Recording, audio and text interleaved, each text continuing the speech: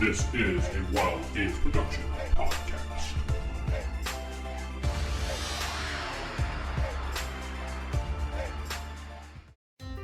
You remember. Roll your stealth roll? Game books, pencils, pizza, cheese puffs, and a hell of a lot of dice. And the Dragon Ball Cup. Roll for Initiative. This is the Roll for Initiative podcast, where 1E is the place to be. This is the Roll for Initiative podcast. We're at volume number 8, and we're back with another episode. And first, we want to start off the episode by saying who we are, because we forgot to do that the last time. I'm Vince, sitting with Nick. Hello, everybody. And Matt. Hello, everyone. Of course, if you're listening to the show at this point, you probably know who we are, but if you're a new listener, you don't know who we are. So go back and listen to the other episodes, and you can make judgments on us and hate us if you don't, want to. Which I don't blame you. Doesn't matter to me. Anyway, last month was the 40th anniversary of the Player's Handbook for first edition. Yay! I did a video on my YouTube channel, The Evil DM, talking about the book and giving you a look at the two different books that they had printed that I have. I do not have the new one because I don't like the new one, but that's just me. Yes, you made that perfectly clear when we talked about that in the past. Yes, I'm allowed to do that. Yes, you are allowed to do that. You're Yes. wrong, but Ooh. you're allowed to do that. No, my fun is not wrong. My fun is right, yours is wrong. So there. So anyway, we had Sounds like a forum. right? We had discussed what was on at the time during when Dungeons and Dragons cartoon was airing on CBS. It was kind of a pass-away comment, but it did air at 10 a.m. on Saturday mornings on CBS. Opposing it was Pac-Man the cartoon, the hour block of the Smurfs. Oh, I'm sorry, Pac-Man was on ABC. The Smurfs were on NBC. And depending on what time zone or where you were exactly, the Bugs Bunny Roadrunner show was in there somewhere on CBS. Right. I think right after, depending. Because this little guide I'm looking at is a little confusing. And Scooby-Doo and Scrappy-Doo. And then the Dukes of Hazzard cartoon. So, it all depends. I don't remember the Dukes of Hazzard cartoon. You don't remember the Dukes of Hazzard cartoon? No. It was a good cartoon. I vaguely remember it. I'm like, I remember it was a cartoon. Oh, I see what it is now. Okay, that was... So, opposing it on ABC was Pac-Man, the cartoon, and on NBC was the Smurfs for like an hour and a half. Jeez. Hour and a half Yeah. of communism. Hey. We Smurfs were huge. We don't talk about that. Apologize, Nick. I apologize that the Smurfs were communists. Whatever. I'm kidding. Anyway. I also did find an old website, Dungeons and Dragons Cartoon.com. It is no longer around, but I was looking through it on archive.org, and it has some pretty cool information on there about each of the episodes and has some write-ups of certain things of the characters and some behind-the-scenes things. So if you want to just pop that URL, Dungeons and Dragons Cartoon.com, into archive.org, you can see all the wonderful information, as long as you go back to 2013, because that's the last time it was available. Some pretty good it's also worth mentioning that if you haven't found it already, you can find all the episodes for the D&D cartoon on YouTube. I meant to ask you about that. You watch it on YouTube, right? Yes, sir. I watch it via my DVDs that I have. Now, I noticed DVDs, and I looked at the YouTube, the voices sound a lot different for some reason. Like, it's the same voices, but just different. It might be just the recording. I'm thinking the original they did like a remastering when because there was that Redbox special edition one that came out. Yeah, because there was actually two versions of the DVD. Right. So depending on probably which one they ripped the cartoons from, Right, is probably making up the difference. I think the later ones. There's actually 3 or 4 different pressings of the D&D cartoon on DVD or something like that. Oh, really? There was one that was in that red box. That's the one I have. Which have all the characters statted out for D&D 3.5, I believe. Yeah. Mm-hmm. There was another one that was retail that you could find in Walmart and Target and what have you, which had all 3 years.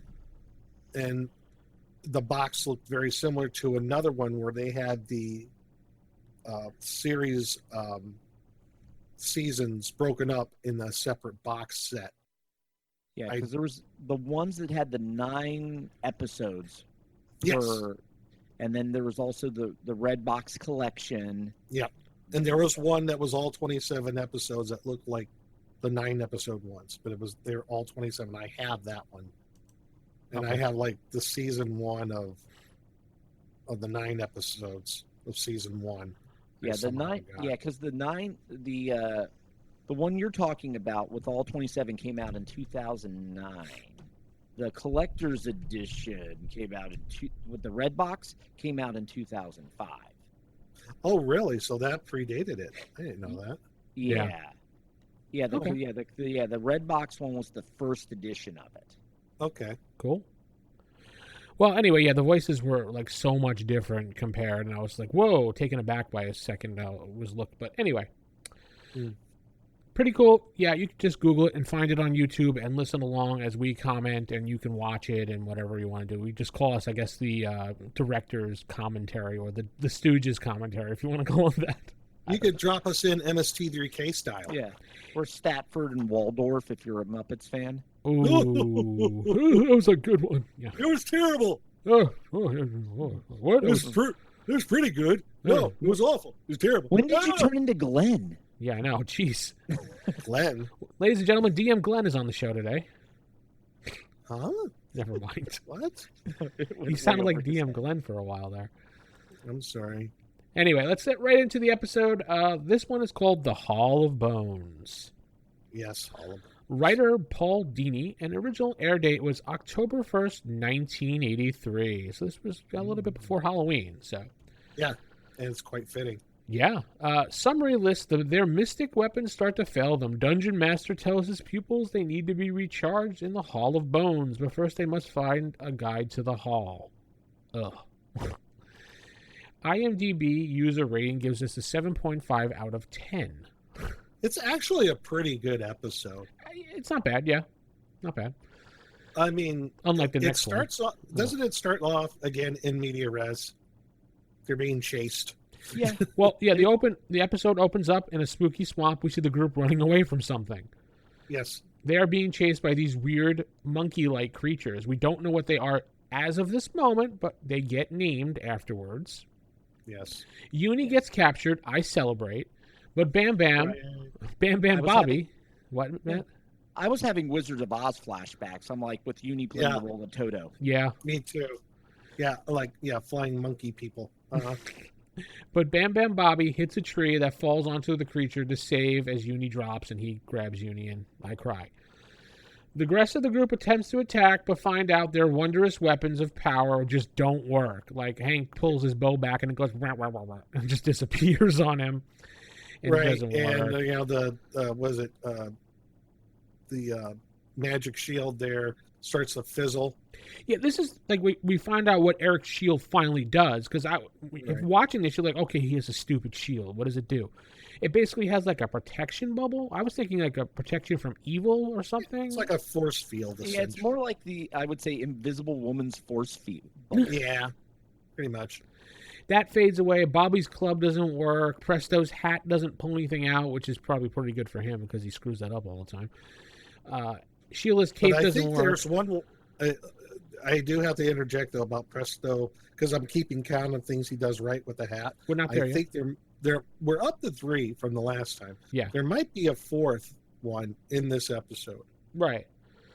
Maybe. The group runs away as the monsters basically fly off after the group hides in the swamp water somehow.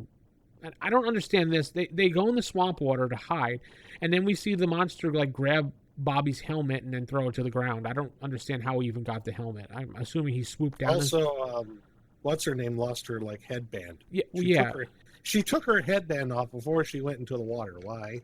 I don't know. Eric, it was Sheila. It was Sheila. That's what it was. Yeah, I didn't understand that because they just kind of jumped to the creature like holding the helmet, and he's just like, he looked at it like meh, and he just threw it on the ground. Well, and now they all have malaria. And then we see them come out of the water, complaining about how it was wet and blah blah blah. We see Venger. It was wet. Yeah.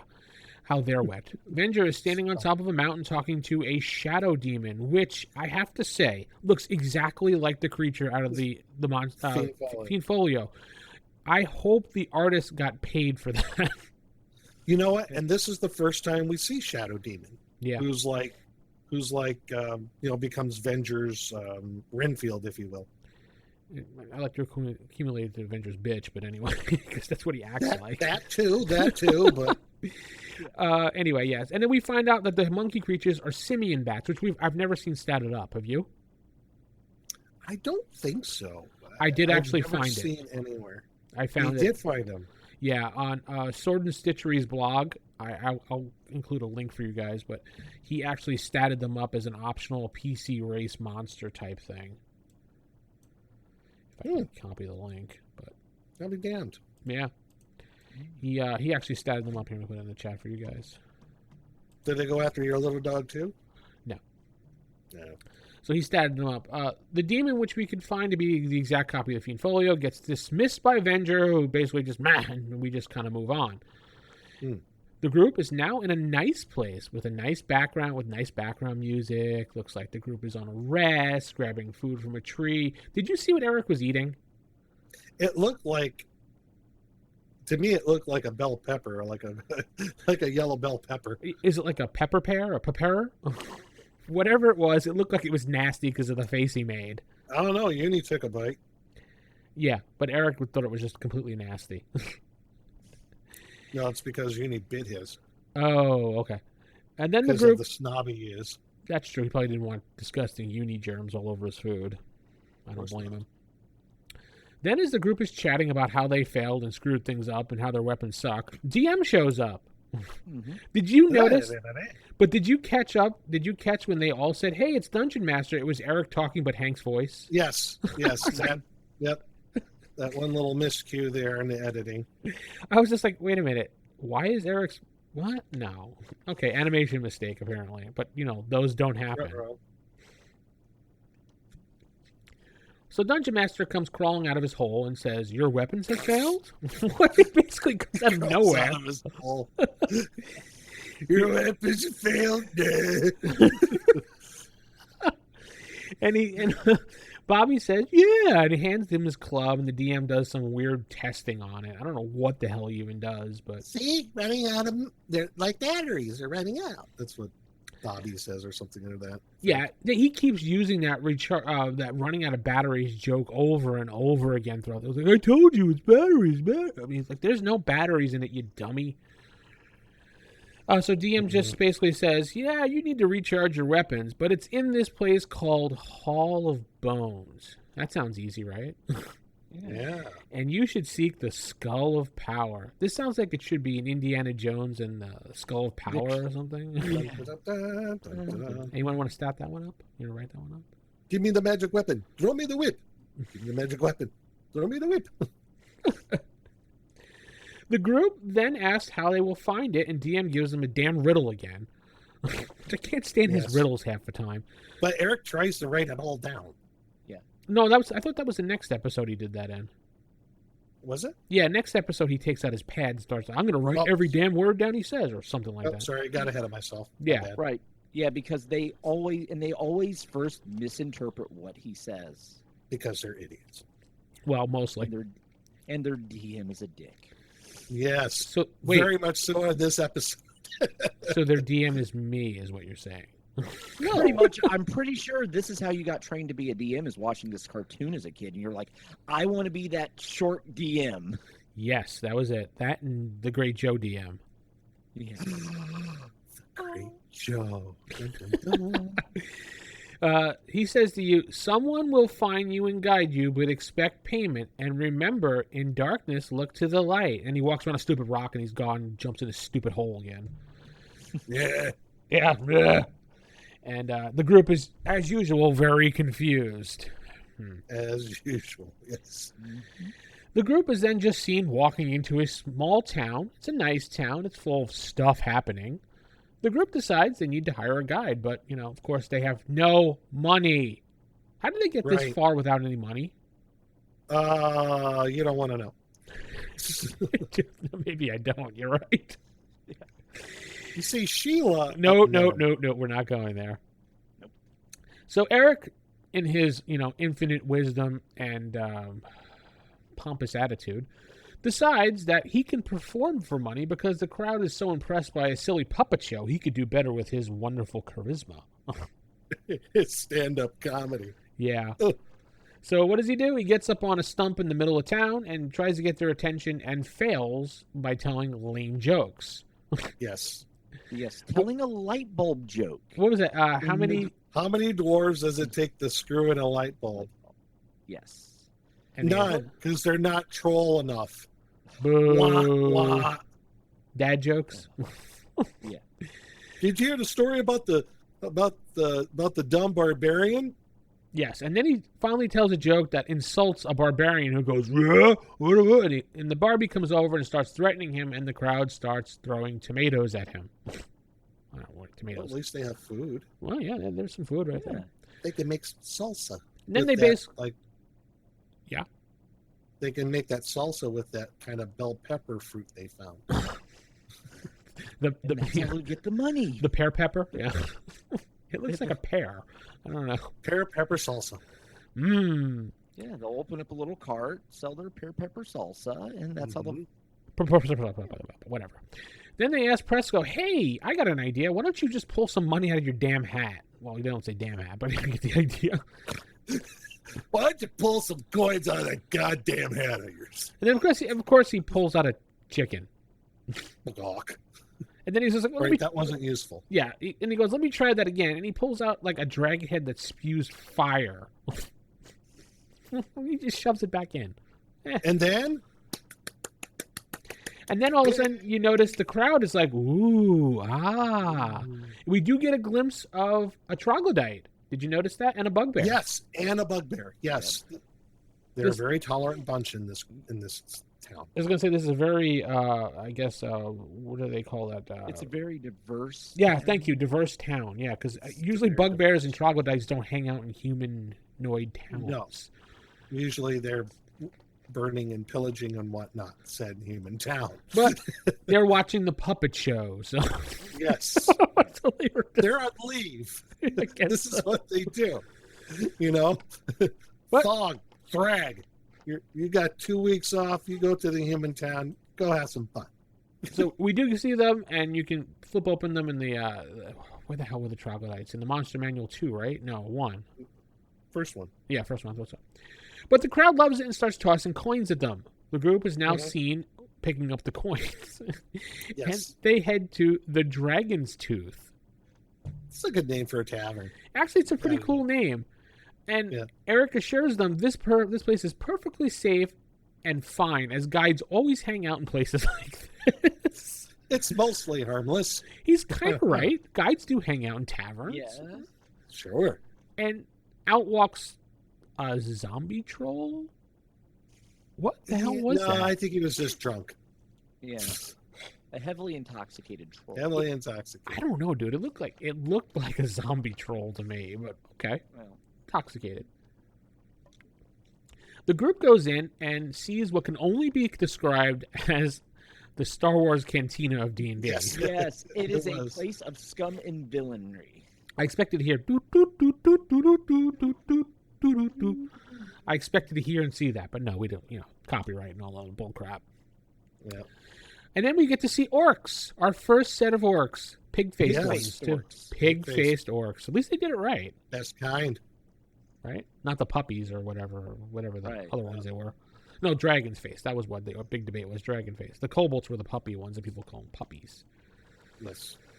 So Eric decides he will speak for the group as he walks over to the orcs and talks to them about a business proposition. They get up. They got upset. Oh, yeah, they get upset because he's like, I got a business proposition for you. They don't really understand him, I think, and they get up in advance. Because they don't speak common, you see. They speak orc. They advance on Eric, who gets panicky and goes, hey, look, gold coins, which everybody in the area sees and starts advancing on him now. And you see an actual troll in the background. Did you see that? Yeah. Good. Props to the arts department there for making a real accurate troll. Yeah, definitely. And then Hank rolls a uber perfect score and pulls a giant bag, which sounds like a bag of gold, out of his ass. I'm sorry. Where the hell was he holding this giant bag, which we find out later on what it was? Bottle caps. Wah, wah. So he's from Fallout? I guess so. Wait a minute. Hold on a second. This might prove a theory of mine. Okay. Continue. All right. And he tosses it over and says, "Hey, you don't want that. You want why fight over pennies when you can have these coins?" I'm assuming he meant gold coins, but he tosses this giant bag at them and they fight over the bag. Yep. As the group runs and escapes out the back. The mob follows them out the back, and we find out that Hank gave them a giant sack of bottle caps. Wah, wah, wah. I don't know where was he carrying around a giant sack of bottle caps the entire time? Where the hell did he Artistic get... license. Maybe it was the garbage bag of the tavern, and they actually recycled the bottle caps. So as they pop their beers, because apparently they have bottled beers there as opposed to kegs, and they threw all the bottle caps in a bag. So he grabbed the bag and was like, "Here's a bunch of coins. No. Got anything better?" No, we're not believing that. How about this? How about if let's just say it's a gigantic plot hole, and kids that are like 10 years old when they're eating all their free cereal at that time just don't care. They just don't give a F, right? No, they don't. Yeah, you're right. Anyway, because apparently we didn't, because we were just like, "Oh, cool, bottle caps," and we probably looked at our collection that we had. Because I had a collection too. Nerd. I know. Anyway, so the mob chases the group into a dead end, which the group thinks, "Oh no, we're doomed," because they're always doomed. And dick move number 1 is coming up. Yeah. But then all of a sudden, a stranger calls for them holding a torch in an entranceway. It's a beautiful-looking woman who's holding a torch. So she pops out of a secret door, which wasn't in the animation, so we assume it's a secret door, and says, "This way." They take a moment to question her out loud. They don't make any... Who are you? Yeah, they're like, "Oh, should we trust her?" Like, blatant out loud. No, like, "Yeah, should we trust her?" Like one of those things. Then I think Sheila remembers, or was it Diana? One of the two remember, "Hey, remember what Dungeon Master said? Remember, in darkness, look to the light." So apparently she has a torch. Was Diana, yeah. Yeah. So she has a torch in the darkness. That's the light. That must be the person they need to look to. Diana's the thief acrobat, right? No, that's Sheila. Oh, wait, yeah, you're right. You're right. Yeah, you're right. Okay. She's a thief acrobat, correct. Right. So they follow her, and she says, "This passage leads under town, and you'll be safe in there." And, of course, as they find out, it's not so safe. Nope. As she turns around and turns into this ugly hag thing, but they fall through a trap door, falling into a giant spider web. Yeah, and then we see Venger standing at the pit's mouth looking down at them and telling them that there is a bottomless pit below. And he sends his stupid... Take your weapons. Yeah, he basically sends the stupid bats down there to take the items of power. And he gets it, because they're all trapped on the web. Yep. Venger kind of gloats a bit as he introduces Loth. Demon Queen of Spiders. Yes, and Actually pronounced Lolth. Whatever. Loth, whatever. Tomato. Session 3, they're fighting Lolth. Yeah, but yes. As we see, Loth is just a dumb idiot anyway, so who cares? Hey, she's comparable to Tiamat. She's worse than Tiamat. At least Tiamat gets away. Yes, Lolth is treated as a complete and utter idiot. So she morphs into this like giant spider with an ugly head with hair, and attempts to climb down the web as the group slowly struggles to try to make their way out. Finally, Uni proves her worth for once, as Hank suggests she should use her horn to cut the web. And Uni's like, "Oh yeah, I have a horn, dumbass." Oh. I think that's what I just said. And cuts the web where the spider is coming down. The spider falls. Yes. Go ahead, Nick. Well, here's the thing. Again, it's like a 9 or 10-year-old is the DM here. Random encounter. Here it comes. Okay, guys. Oh, Wolf! Ha-ha! Yes. It's like, I just got this module, and I need to use a monster from it. Yeah. I have a mini, so I have to use it today. Exactly. Yes. The spider falls, but manages to shoot a web and grab a uni that's barely hanging on the web herself, climbing Apparently, up. Uni has like super strength. Yeah, well, apparently, because the spider's climbing up on the thing while Uni's hanging onto the web. Now, I know. wouldn't it have made more sense? I understand 10-year-olds and all that other crap, but wouldn't it have made more sense for the spider to just zap another part of the web and just climb that way up? I mean, I don't know. No? It was easier just to grab Uni who's falling? They were pressed for time. Oh, yeah, that's right. Yeah, 20-minute episode, yeah. Maybe Wolf was trying to get Uni for the next episode. Right. Maybe she was hungry. Yeah. Anyway, tries to climb back up. Maybe it was too late to change it, and they had to continue. Yeah. Hank breaks free, but the spider's web breaks as Lolth, whatever, falls to her doom. It doesn't bother to shoot any more webs. Lame. Well, you're assuming doom because we never see her hit because it's a bottomless pit, so she could come back. Teleport. She doesn't. Spoiler alert. She never comes back. Well, she could if they had that fourth season. It wasn't going to happen. They got canceled. We don't know that. You know what? Why don't you write the fourth season, pal? You probably do a lot better than what they did. Season 4, episode 1, Revenge of Lolth. Well, no, my season 4 would be like, what happened to the people in the car behind them in line They died. when they got on the ride? They died. They got to be sent to Gamma World. Oh, jeez. That would have. Oh, wait. Thundar the Barbarian. There you go. Oh, Moving yeah. on. Okay, perfect. So one of them, I don't even think about that one. Anyway, the spider, she falls to her doom, and Hank sadly dashes all my hopes of Uni's falling in the pit too and saves her. Boo. Are you like me? Are you torn between loathing and hating that frickin' unicorn? I hate the unicorn. And like feeling pity for it. No, I don't feel any pity for it. In fact, in the next episode, I was so happy what happened. But anyway, we'll get to that next. We'll get to that episode next, yes. So anyway, the group kind of cuts themselves free with Uni's stupid horn and help from Hank. So, Yes. and then you see them like they walk out of the. I don't even know how they got out of the pit. It's cartoon press for time. They're walking now. Exactly. We'll just fast forward. It's one of those. The DM says we fast forward. Yes.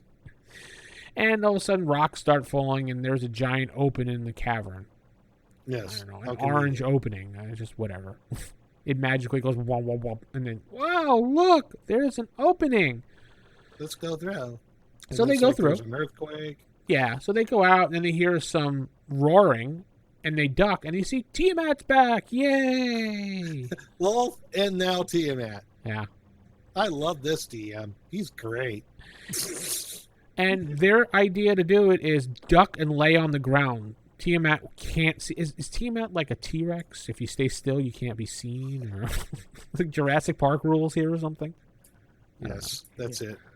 I don't know. Everybody feared the Tyrannosaurus Rex.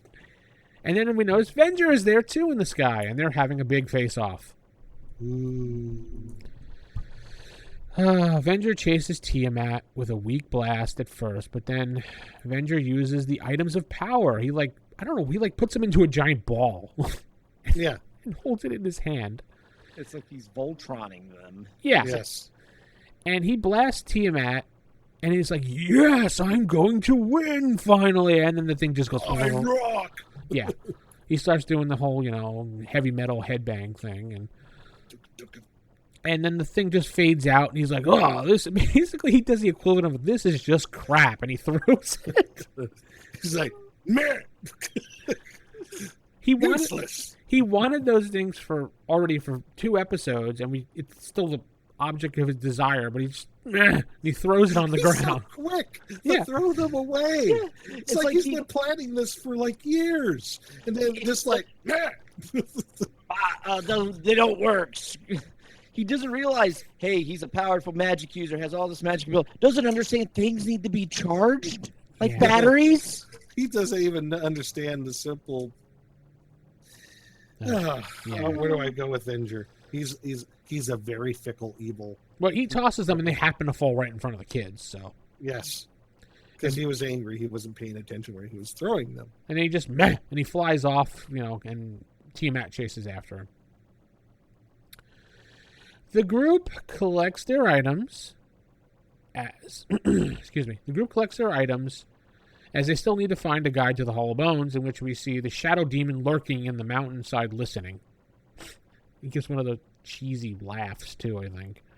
And then he just kind of leaves. Fast forward, DM. The group is walking through a nice valley, and we see a head pop up with no body, which I is can help you.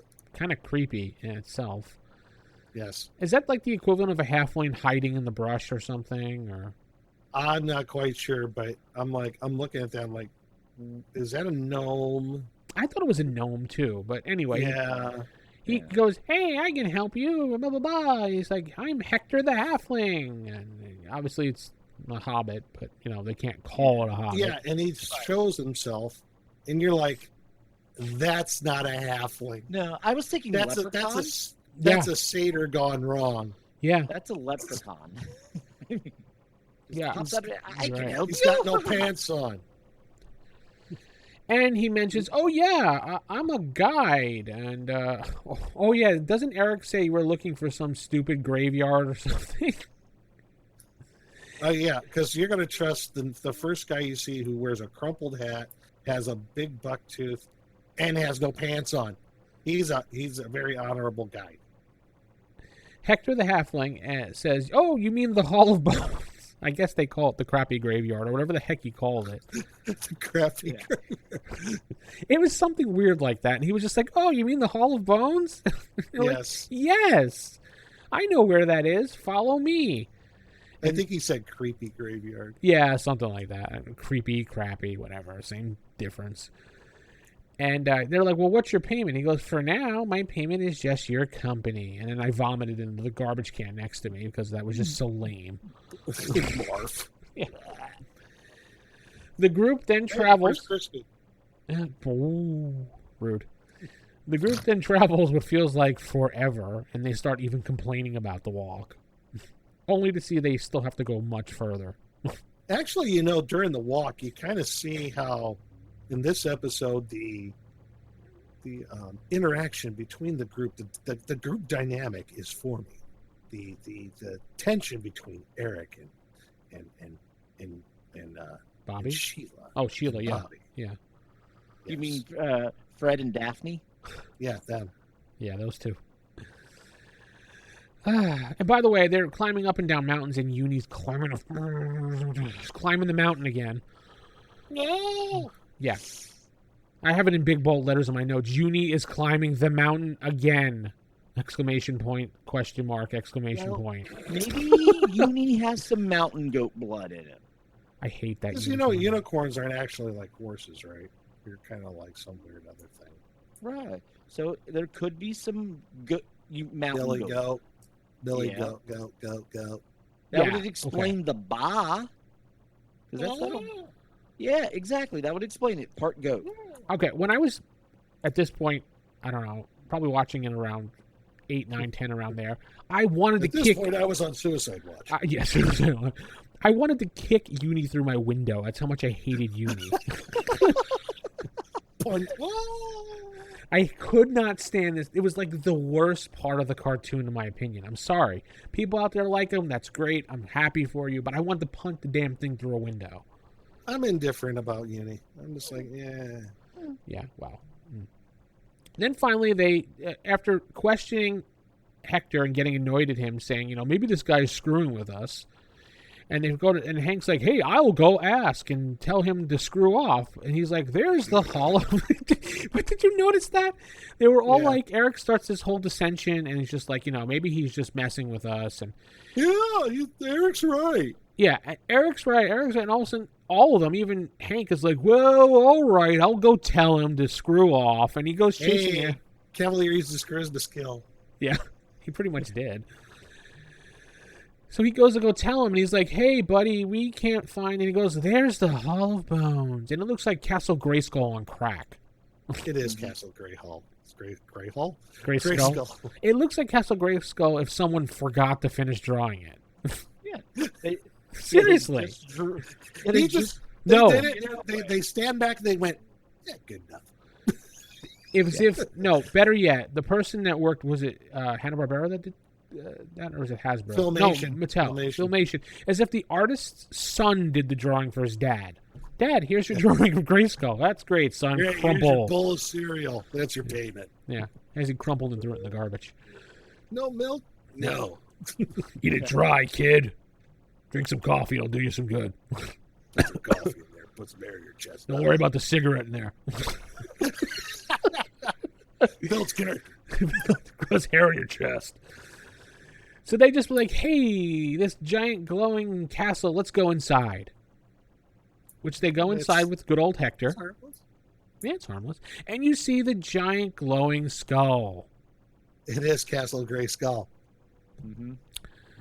Which they're kind of confused on what to do. And then Hank's like, "Hey, maybe we should put our weapons in the skull." Which I was like the whole time going, trap, trap, trap, trap. Yes. And I can almost see a picture of him going, "It's a trap." It's a trap. And they do, and the camera pans over to Hector giving this little nasty, evil grin. Yes. And they go into the skull, and like the little mouth platform goes up, and it does some weird glowy thingy. And then it comes back out, and they grab their weapons, and their weapons are working again. Yay, batteries recharged. They're fully charged, yes.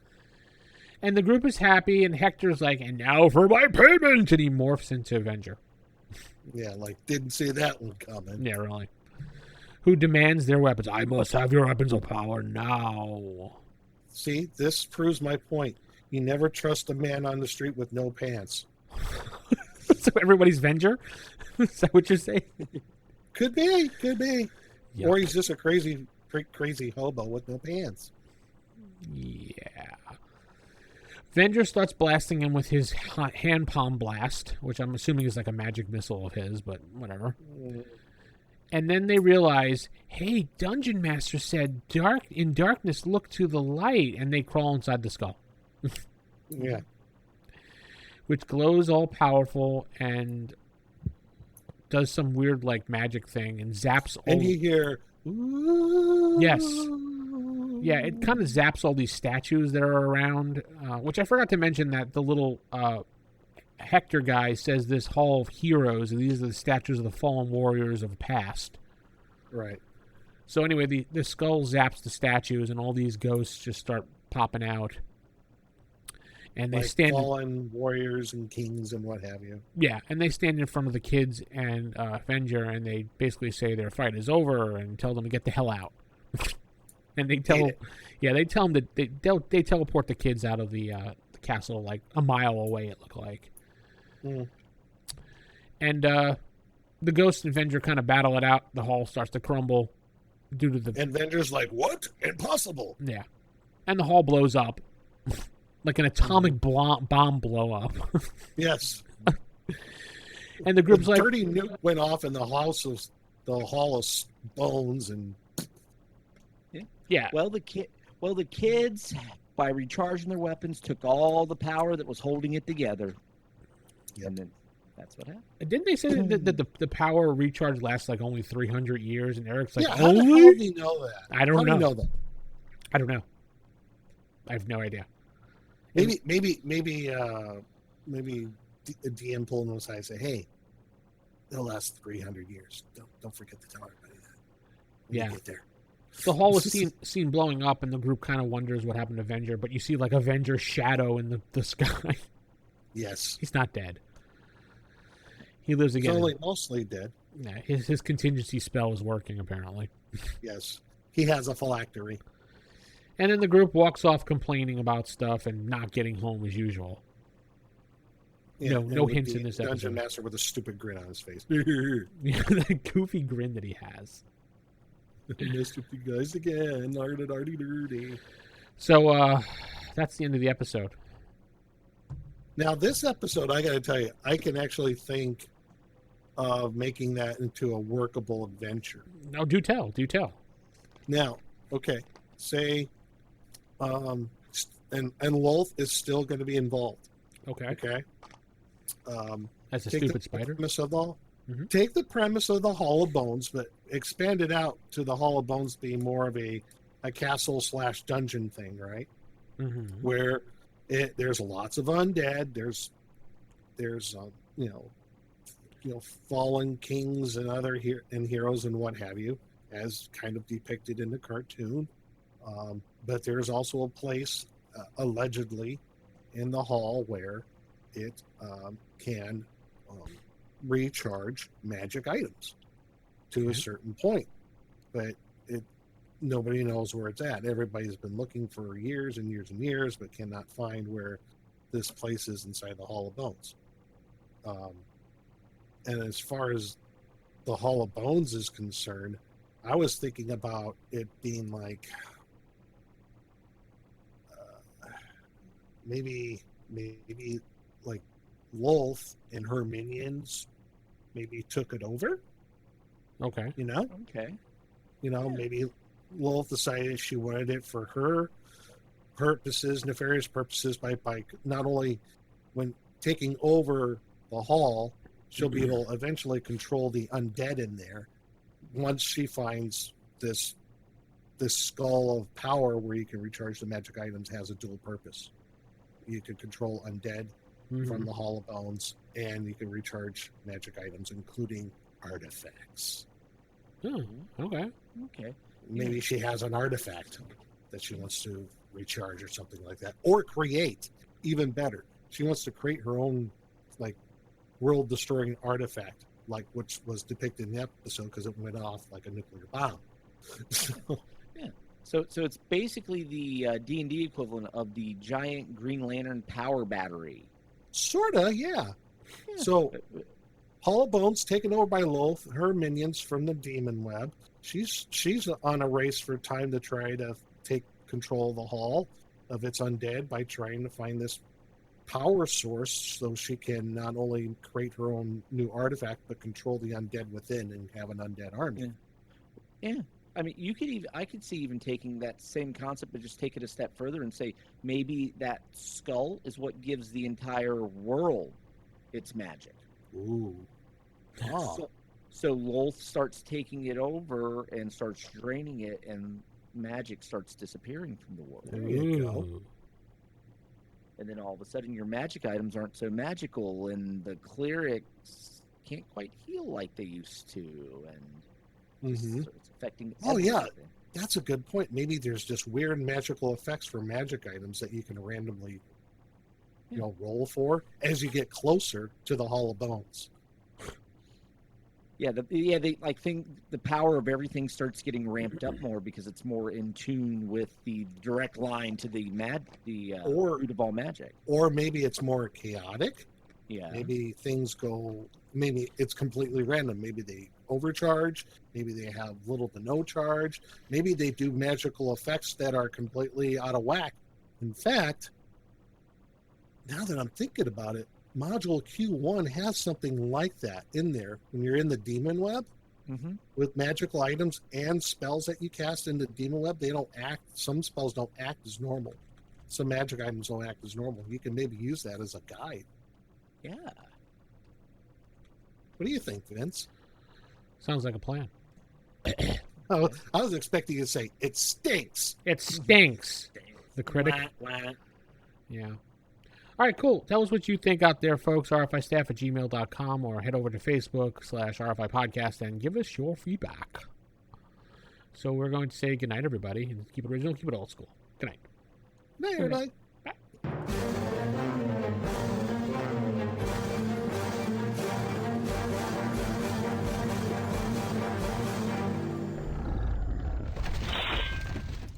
Roll for initiative.